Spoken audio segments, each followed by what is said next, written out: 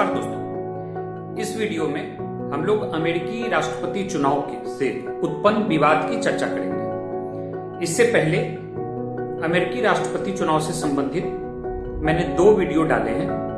पहले वीडियो में वहां की चुनावी प्रक्रिया और दूसरे वीडियो में किसके जीतने की संभावना है, इस विषय पर चर्चा की गई है। इस वीडियो में हम लोग इस राष्ट्रपति चुनाव में उभरने वाले विवाद की चर्चा करेंगे। सबसे पहले हम देखते हैं कि वहां के राष्ट्रपति ट्रंप का व्यक्तित्व ही ऐसा है जिससे कोई न कोई विवाद जन्म लेता है। 2016 में जब से उन्हें रिपब्लिकन पार्टी का उम्मीदवार बनाया गया, उसके बाद से विवाद के साथ उनका पुराना नाता रहा है। 2016 के चुनाव प्रचार के दरमियान भी उन्होंने कई विवादास्पद बयान दिए, जिसमें से सबसे प्रमुख था चुनाव प्रचार के अंतिम दिनों में ओहायो की एक सभा में दिया गया उनका बयान, जिसमें उन्होंने अपने वोटर अमेरिका की जनता से वादा करते हुए यह कहा कि मैं आपको यकीन दिलाता हूं कि इस चुनाव का जो परिणाम होगा उसको मैं स्वीकार करूंगा। लेकिन कुछ देर रुकने के बाद उन्होंने कहा कि ऐसा मैं तभी करूंगा जब मैं चुनाव जीतूंगा। मतलब कि उस समय में भी उन्होंने एक विवाद को जन्म दिया। संजोग से वो चुनाव जीत गए और यह बात वहीं की वहीं रह गई। चुनाव जीतने के बाद जब उनसे एक बार कहा गया कि हिलरी क्लिंटन को उनसे 30 लाख ज्यादा पॉपुलर वोट प्राप्त हुआ है, तो उसमें भी वे तुनकते हुए कहे कि यह वोट जो 30 लाख वोट है, अनडॉक्यूमेंटेड इमिग्रेंट्स जो फर्जी तरीके से वोट डाले हैं उसके चलते ये बढ़त उनको मिली है। 2018 में जब वहां कांग्रेसनल चुनाव हुए, मतलब वहां का जो संसद है उसके सदस्यों के लिए जो चुनाव हुआ, उसमें भी रिपब्लिकन की हार हुई और उसके बाद उन्होंने कहा कि यह अमेरिका के इतिहास का सबसे फ्रॉड इलेक्शन है, यानी अपनी हार को वो किसी भी स्थिति में स्वीकार करने को तैयार नहीं है। वर्तमान समय में ट्रंप ने मीडिया के विभिन्न समूह, उनके द्वारा संचालित ओपिनियन पोल, ट्विटर पर अपने विरुद्ध चलने वाले ट्रेंड, कोरोना काल में होने वाले चुनाव एवं पोस्टल बैलेट की निष्पक्षता पर प्रश्न उठाकर चुनाव को विवादित करने का प्रयास किया है। प्रश्न उठता है कि ट्रंप ने ऐसा क्यों किया? क्या उन्हें हार का अंदेशा हो रहा है? हम देखते हैं कि इस वर्ष मार्च तक जितने भी ओपिनियन पोल आ रहे थे उसमें रिपब्लिकन उम्मीदवार राष्ट्रपति ट्रंप डेमोक्रेट उम्मीदवार से लगभग बराबर या 1-2% कम वोट पा रहे थे। कुल मिलाकर बराबरी की स्थिति थी। अगर सन 2019 की स्थिति देखें तो ट्रंप की स्थिति मजबूत दिख रही थी। अमेरिका की आर्थिक स्थिति अच्छी थी, शेयर बाजार जो है अपने चरम पर था, महंगाई कम था और बेरोजगारी दर भी न्यूनतम थी। सितंबर 2019 में जब ह्यूस्टन में हाउडी मोदी प्रोग्राम का आयोजन हुआ, तो उस समय भारतीय प्रधानमंत्री मोदी ने भी उनके पक्ष में अब की बार ट्रंप सरकार का नारा लगाया। दूसरी तरफ इस समय डेमोक्रेट की स्थिति अच्छी नहीं थी। राष्ट्रपति पद की दावेदारी को लेकर उनके बीच भी काफी कलह था। लेकिन फरवरी 2020 के बाद स्थिति बदली और इस बदलाव में सबसे बड़ा योगदान कोरोना का रहा। फरवरी मार्च से अमेरिका में कोरोना ने अपना पांव पसारना शुरू कर दिया। शुरू में ट्रंप ने इससे निपटने में लापरवाही बरती, इसे काफी हल्के में लिया, जिससे अमेरिका में अराजकता की स्थिति उत्पन्न हुई और लगभग 2 लाख से ज्यादा लोग वहां कालकल्पित हो गए। आज के समय में भी इसका प्रभाव वहां बहुत ज्यादा है। बाद के दिनों में वहां लॉकडाउन करना पड़ा, जिसके कारण वहां की आर्थिक स्थिति भी चरमराई, बेरोजगारी भी चरम पर पहुंच गया। इस प्रकार हम देखते हैं कि मई जून आते आते अमेरिका की आर्थिक स्थिति जो ट्रंप का सबसे मजबूत कार्ड था, उस फ्रंट पर भी ट्रंप कमजोर पड़ने लगे। इसके बाद हम देखते हैं कि कुछ घटनाओं के बाद वहां श्वेत अश्वेत जो विभाजन है वह भी काफी बढ़ा और ट्रंप ने इसे और उकसाया, इसको हवा देने का प्रयास किया। ऐसे में हम देखते हैं कि मार्च के बाद जो ओपिनियन पोल आया उसमें ट्रंप और जो बाइडेन के बीच अंतर बढ़ने लगा। ट्रंप ने इन ओपिनियन पोल को फेक कहकर इसका मजाक उड़ाया। उन्होंने याद दिलाया कि 2016 के चुनाव में भी ओपिनियन पोल हिलरी क्लिंटन को आगे दिखा रहे थे। यह सही है कि हिलरी क्लिंटन राष्ट्रपति चुनाव हार गई, लेकिन उन्हें ट्रंप से लगभग 2% अधिक मत मिला। ओपिनियन पोल भी हिलरी क्लिंटन को लगभग 2 से 4% वोट का बढ़त दिखा रहे थे। अब वहां की अपनी व्यवस्था है जिस कारण हिलरी क्लिंटन चुनाव हार गई। मैंने अपने दूसरे वीडियो में इन कारणों का उल्लेख किया है। तो जब ओपिनियन पोल में ट्रंप को ज्यादा पिछड़ता हुआ दिखाया जाने लगा तो ट्रंप इसका मजाक उड़ाने लगे, इसे फेक बताने लगे और यहां तक उन्होंने कहा कि इसकी जांच के लिए हम एक कमेटी का गठन करेंगे। इसी तरह जो ट्रंप के कम्युनिकेशन का सबसे मुख्य जो माध्यम था वो ट्विटर था। जब ट्विटर पर भी उनके विरोध में कुछ ट्रेंड करने लगा तो इससे वे काफी आहत हुए और उन्होंने शिकायत की कि ट्विटर का रवैया भी ridiculous, illegal end of course very unfair है। मतलब कि पहले मीडिया से फिर ट्विटर से भी उन्होंने अपनी नाराजगी प्रकट की। इसके बाद ट्रंप ने कोरोना काल में होने वाले चुनावों के निष्पक्षता पर भी प्रश्न उठाया। 30 जुलाई के एक अपने ट्विटर में उन्होंने कहा कि 2020 will be the most inaccurate and fraudulent election in history. It will be a great embarrassment to the USA. Delay the election until people can properly, securely and safely vote. अब इससे लगने लगा कि क्या सही में ट्रंप कोरोना के कारण चुनाव नहीं चाहते या उन्हें हार का डर सता रहा है। इसकी तुलना हम बिहार से कर सकते हैं। बिहार में भी नवंबर में चुनाव निर्धारित है।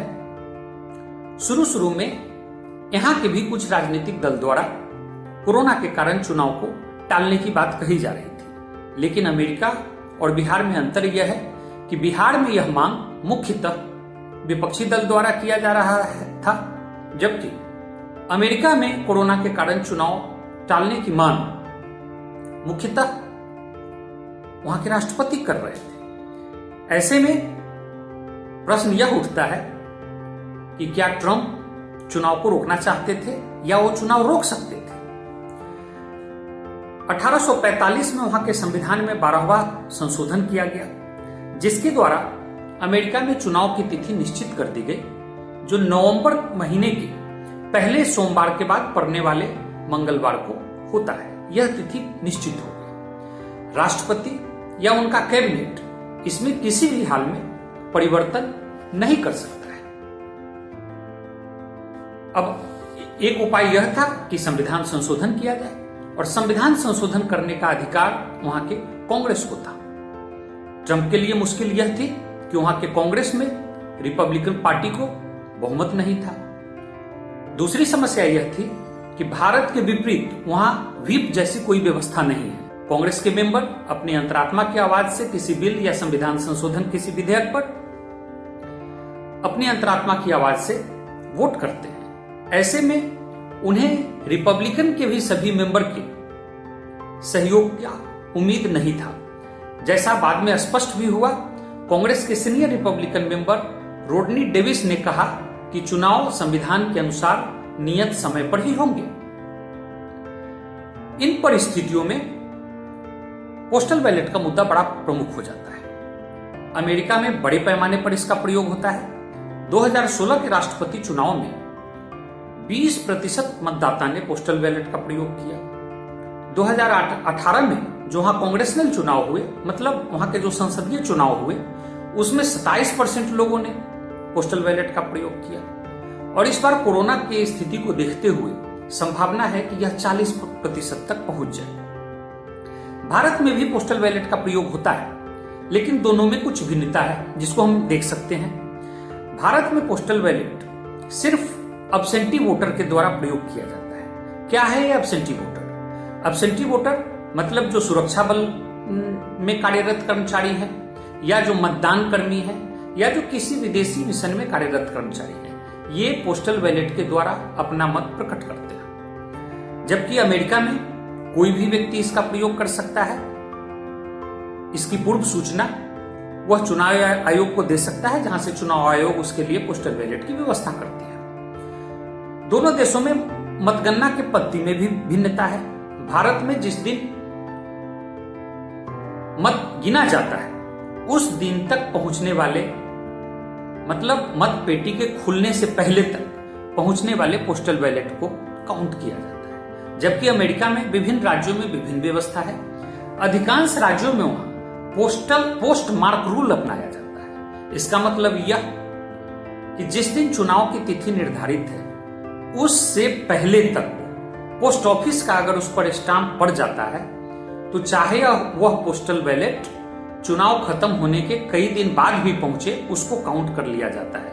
मतलब उस पर पोस्ट ऑफिस का जो मार्का है वह चुनाव की तिथि से पहले का होना चाहिए। अधिकांश राज्यों में वहां यही व्यवस्था है। जबकि पेंसिल्वेनिया, मिशिगन, एरिजोना जैसे बैटल ग्राउंड स्टेट में चुनाव की तिथि तक पहुंचने वाले पोस्टल बैलेट को ही गिना जाता है। मतलब इन राज्यों में उसी पोस्टल बैलेट को गिना जाएगा जो चुनाव के लिए निर्धारित तिथि से पहले पहुंच जाता है।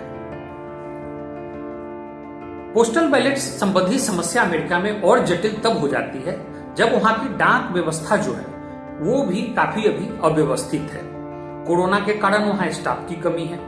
ऊपर से डाक से कोरोना फैलने के कारण भी यह व्यवस्था चरमराई हुई है। ऊपर से ट्रंप के द्वारा डाक विभाग के बजट में भी कटौती किया गया है। ऐसे समय में बैलेट के सही समय पर पहुंचने में संशय है।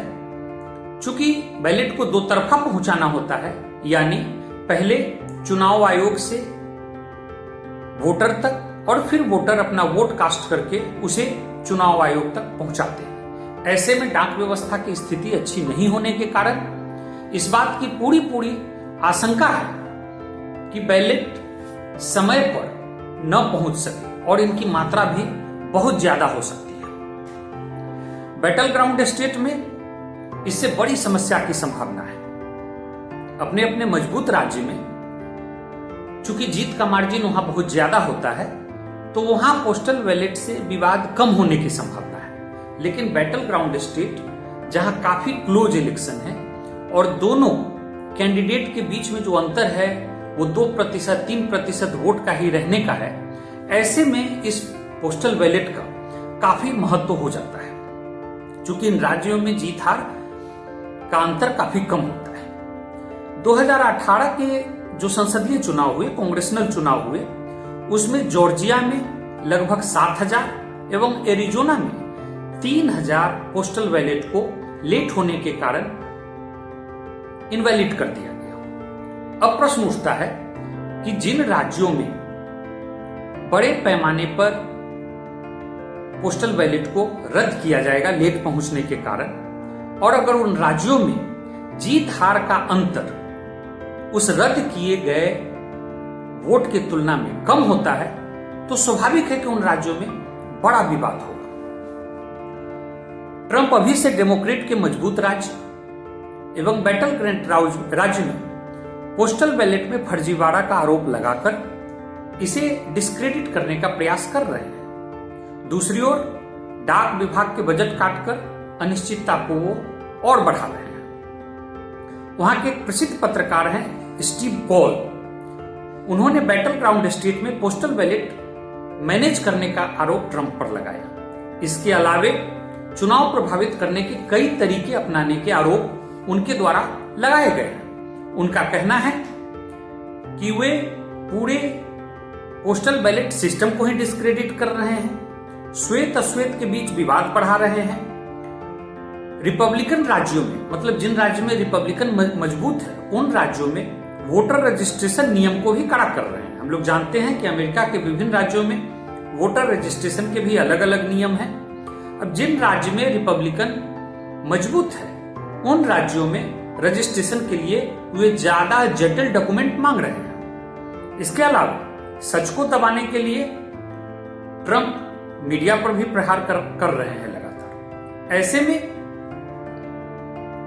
इस बात की पूरी संभावना है कि पोस्टल बैलेट के कारण, उसके लेट से पहुंचने के कारण, उसके इनवैलिड होने के कारण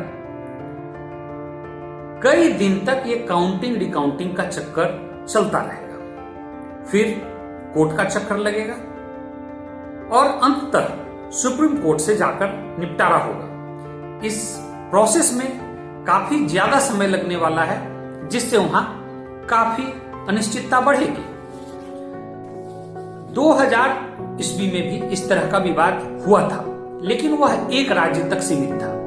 उसमें रिपब्लिकन उम्मीदवार जॉर्ज डब्ल्यू बुश जीते थे और डेमोक्रेट अल गोर पराजित हुए थे। उन्होंने फ्लोरिडा राज्य के मतगणना पर कोर्ट का सहारा लिया। वहां पर जीत हार का मार्जिन काफी कम था और यह मामला सुप्रीम कोर्ट तक पहुंचा और लगभग एक महीने के बाद 12 दिसंबर को फैसला आया।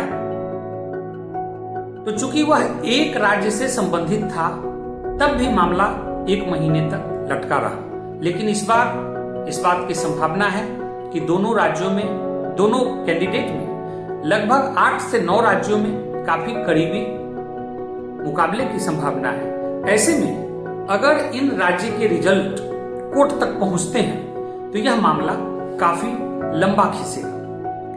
ट्रंप ने अपने पहले प्रेसिडेंशियल डिबेट में भी इस विवाद को महीनों तक खींचने का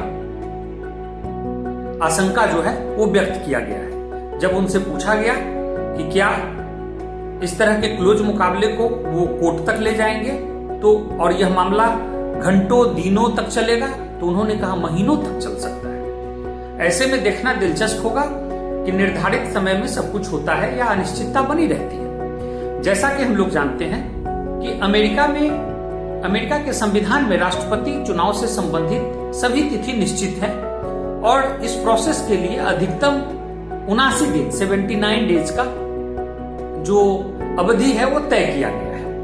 मतदान के लिए जैसे मैंने पहले बताया कि नवंबर के पहले सोमवार के बाद पड़ने वाले मंगलवार का दिन निश्चित है।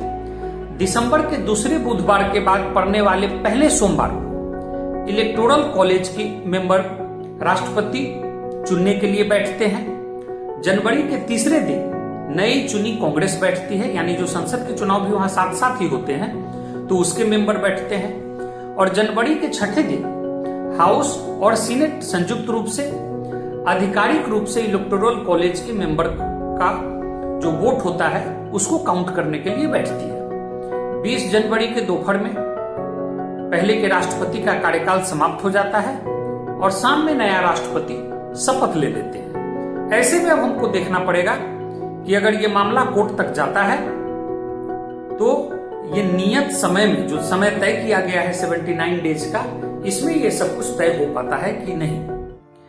अमेरिका में एक और परंपरा है, वहां पराजित जो उम्मीदवार होते हैं वो अपनी हार स्वीकार करते हैं तथा विरोधी दल को जीत की बधाई देते हैं। इस परंपरा की शुरुआत 1896 में हुई, जब डेमोक्रेटिक उम्मीदवार जो पराजित थे विलियम जेनिंग ब्रायन, उन्होंने विजेता उम्मीदवार विलियम मैकिनली को जीत की बधाई दी। तब से यह परंपरा बन गया कि पराजित उम्मीदवार जीते हुए उम्मीदवार को जीत की बधाई देते हैं।